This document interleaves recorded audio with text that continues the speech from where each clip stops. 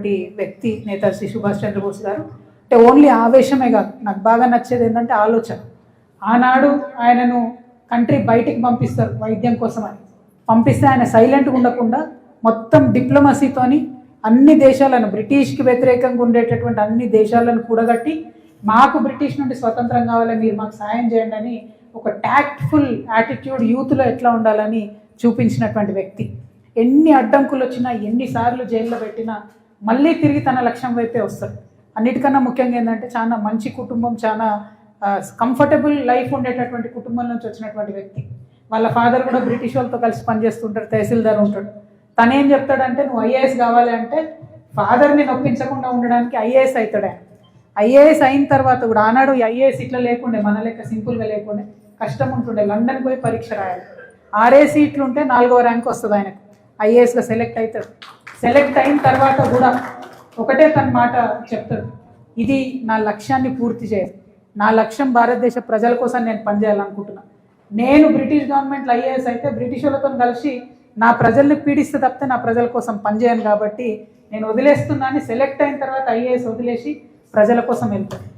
ఆనాటి నుండి ఈనాటి వరకు కూడా త్యాగం చేసినటువంటి వాళ్ళు, లక్ష్యశుద్ధి ఉన్నటువంటి వాళ్ళు, చిత్తశుద్ధి ఉన్నటువంటి వాళ్ళు చరిత్ర రాస్తారనేటటువంటిది నేతాజీ సుభాష్ చంద్రబోస్ దగ్గర ఈరోజు ఉన్నటువంటి మనందరం స్ఫూర్తి తీసుకోవాల్సినటువంటి అవసరం ఎంతైనా ఉన్నది. ఇంకొక మాట, ఇవాళ ఉండేటటువంటి రాజకీయ నాయకులు అనేక మాటలు మాట్లాడతారు, కానీ మేము మా ఆడబిడ్డలం రోడ్డు మీదకి ఎక్కి ధర్నాలు చేసేంత వరకు కూడా మాకు 33% రిజర్వేషన్ ఇవ్వలేదు. కానీ నేతాజీ సుభాష్ చంద్రబోస్ గారు ఆనాడు తాను దేశం బయట ఒక 40,000 మందితోని ఆజాద్ హింద్ ఫోర్స్ అనేటటువంటి ఇండియన్ నేషనల్ ఆర్మీని నిర్మాణం చేస్తే అందులో రాణి ఝాన్సీ లక్ష్మీ రెజిమెంట్ అని పెట్టి అనేక మంది ఆడబిడ్డలను కూడా సైన్యంలో రిక్రూట్ చేసుకున్నటువంటి వ్యక్తి. అంటే ఏదో మాటలకు మీదికి రిజర్వేషన్ కోసము పొజిషన్ ఇవ్వకుండా నిజంగా ఆడబిడ్డల చేతిలో గన్ను పెట్టి, తుపాకీ పెట్టి, పవర్ ఇచ్చి కొట్లాడమని ధైర్యం ఇచ్చినటువంటి వ్యక్తి నేతాజీ సుభాష్ చంద్రబోస్. అటువంటి వ్యక్తి యొక్క స్ఫూర్తిని ఖచ్చితంగా మనం తీసుకోవాలి. మరి మాటికి చీటికి పేర్లు మార్చేటటువంటి ప్రభుత్వాలను చూస్తున్నాం మనం. అనేక పేర్లు మార్చుకుంటూ వస్తున్నారు. కానీ నేతాజీ సుభాష్ చంద్రబోస్ గారిది మన సంపద, చరిత్ర, మన భారతదేశ చరిత్ర. ఆ చరిత్రను కాపాడుకోవడానికి పేరు మార్చమని అడుగుతున్నాం మనం. రాజకీయాల కోసం అడుగుతలేము. ఏదైతే అండమాన్ నికోబార్ అని ఉందో అది పెట్టిన పేరు ఎవరు పెట్టింది? బ్రిటిష్ వాళ్ళు పెట్టిన పేరు. అది మన ఇండియన్స్ పెట్టుకున్న పేరు కాదు. ఇండియన్స్గా మనం నిజంగా బ్రిటిష్ రాజ్యం వద్దు మనకు అనుకుంటే మాత్రం నేతాజీ సుభాష్ చంద్రబోస్ గారి గౌరవార్థం ఆజాద్ హింద్ అని పెట్టాలనేటటువంటి విషయాన్ని నేను మరొకసారి డిమాండ్ చేస్తూ ఉన్నాను.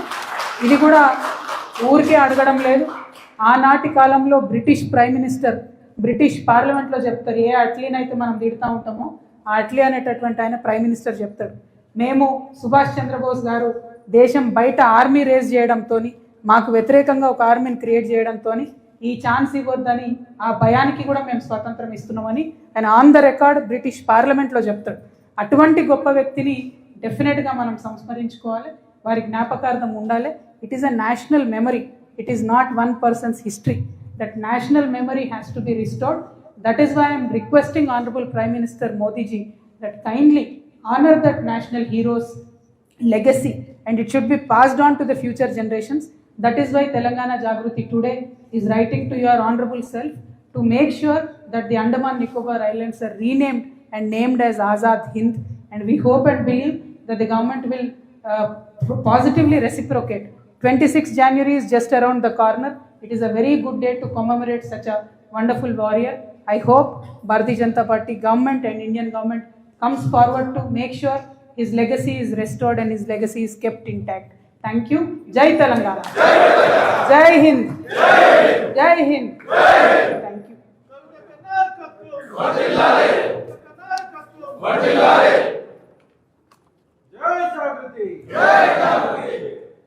ఇది కాపీ ఇస్తాం మీకు అందరికీ, మీడియా మిత్రులందరికీ. దీన్ని దయచేసి మీరు కూడా ట్విట్టర్ ద్వారా కూడా మేము చెప్తాం, ప్రధానమంత్రి గారికి పంపిస్తాం. 26th కోసం మన జాగృతి పిల్లలందరినీ రిక్వెస్ట్ చేసేది ఏంటంటే, ఆజాద్ హింద్ హ్యాష్ట్యాగ్తోని, జై హింద్ హ్యాష్ట్యాగ్తోని ప్రధానమంత్రి నరేంద్ర మోడీ గారికి చేరేటట్టుగా దీన్ని పదే ట్వీట్ చేయాలని చెప్పి నేను తెలంగాణ యువ మిత్రులందరినీ కూడా రిక్వెస్ట్ చేస్తూ ఉన్నాను. Thank you. జై తెలంగాణ.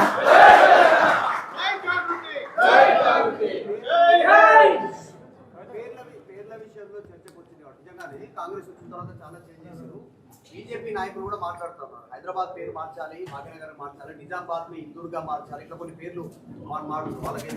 అంటే మేము ఒకటే రిక్వెస్ట్ చేస్తున్నాం, పాలిటిక్స్ కోసం కాదు, ఇది మనందరి కలెక్టివ్ నేషనల్ మెమరీ, మన జాతి బిడ్డలు చేసినటువంటి త్యాగం. ఆ త్యాగాన్ని, అమరత్వాన్ని గుర్తుంచుకోవాలంటే అండమాన్ నికోబార్ పేరు ఆజాద్ హింద్గా మార్చాలని చెప్పి మేము డిమాండ్ చేస్తున్నాం. అంతకుముందు జిహెచ్ఎంసీ ఎన్నికలలో వచ్చి ఉత్తరప్రదేశ్ ముఖ్యమంత్రి గారు ఇక్కడ మాట్లాడాడు, హైదరాబాద్ని భాగ్యనగరం చేయాలి. అది ఓన్లీ టెంపరీ వాళ్ళు, ఎన్నికల కోసం, జిహెచ్ఎంసీ కోసం. ఎవరు కోరుకున్నది కాదు, ఎవరు అడిగింది కాదు. కానీ ఇది మాత్రం అనేక పర్యాయాలు ఆల్ ఇండియా ఫార్వర్డ్ బ్లాక్ నుంచి రిపీటెడ్గా రిప్రజెంటేషన్ ఇస్తూ వచ్చినారు. అయినా కేంద్ర ప్రభుత్వంలో కదలిక లేదు. వారికి తోడుగా, సహాయంగా, ఉడత భక్తిగా మేము బయలుదేరినాం. మరి మాకు తోడుగా భారతదేశ యువ మిత్రులందరూ కూడా కదులుతారనే విశ్వాసం మాకున్నది. మాకుండేటటువంటి నెట్వర్క్తో అన్ని రాష్ట్రాలలో కూడా ఈ డిమాండ్ని పెట్టిస్తాం. ముందుగా తెలంగాణ నుండి స్టార్ట్ చేస్తాం, హ్యాష్ మూమెంట్ నడిపిస్తాం, ఆన్లైన్ మూమెంట్ నడిపిస్తాం. 26వ తారీఖు చాలా మంచి డే, రిపబ్లిక్ డే. ఆ రోజు మంచిగా వాళ్ళు ప్రభుత్వం ప్రకటించే విధంగా ఒత్తిడి తీసుకొస్తామని కూడా తెలియజేస్తున్నాను. ఇంకా ప్రశ్నలు వద్దు, నాకు తెలుసు మీ ప్రశ్నలు.